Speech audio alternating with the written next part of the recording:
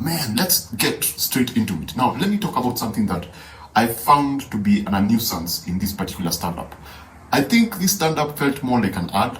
It felt like it was inspired by the need for Kevin Hart to actually push his brand, which is Gran Coramino.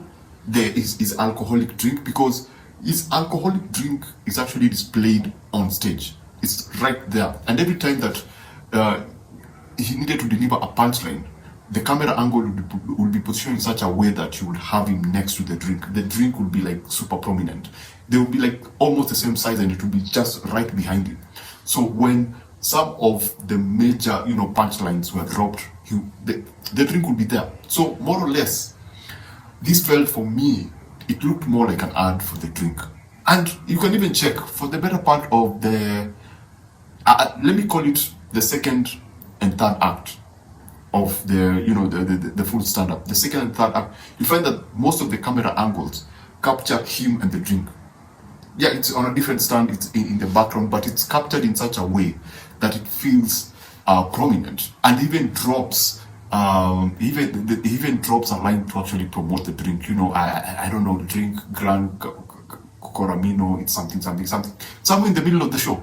So watching this and judging it by how aggressively the brand was displayed on screen, you can't tell the name, but by the shape of the bottle, even the stand on which the bottle are kept looks like the bottle is that it's aggressively pushed, and it feels like this show was inspired or was necessary in order for Kevin to push that particular brand.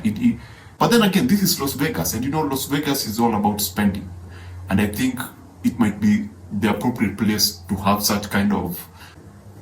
I think that's the only thing that I did not like about this particular stand-up. Everything else worked. I felt this was a much more mature Kevin Hart.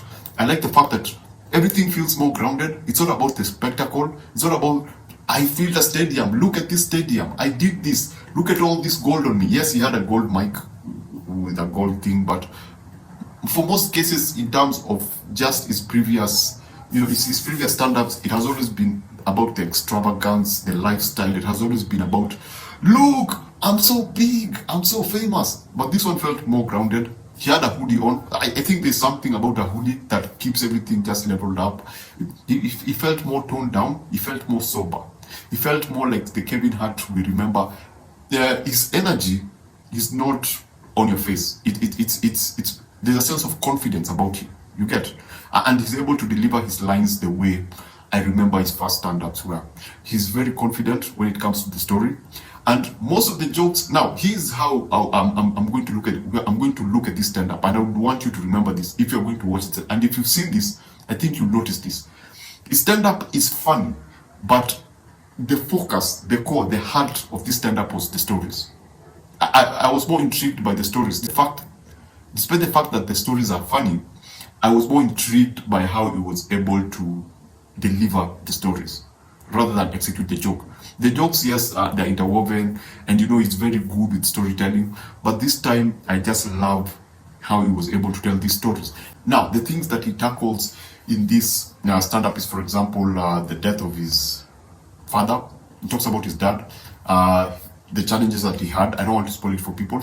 His father had challenges, and he was a master nicknamer. He gave nicknames to everyone, and I like the way he was able to make fun or celebrate that. That was pretty cool. There are Fast Furious jokes. There's a joke that he talks about. No, I don't want to spoil it for people. Now, there's one joke about deaf people and a game of basketball and trash talking. That was pretty funny. I must admit. After the show was over, that was the one joke that I went like, yeah, that was pretty awesome. That was really pretty good. But generally, the jokes are good. They actually, I love a reference to ants and plastic surgery, and how whatever is happening in the society today about plastic surgery, how he's able to approach that. There were jokes about BLM. There were the BLM jokes when he's talking about being involved with the movement. And Tyrese Universal Fast Furious. Let me just mention that. If you've seen it, you know what I mean. Those are some of the really funny. But it's funny, yes, but the story in itself is intriguing. He delivers a good section of the story, and then the jokes just hit very well. The joke wrapped the stories very well.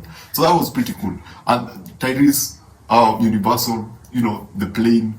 There's a joke about Mexico. He was talking about how he's a snitch, and I think he's talking about what most people are.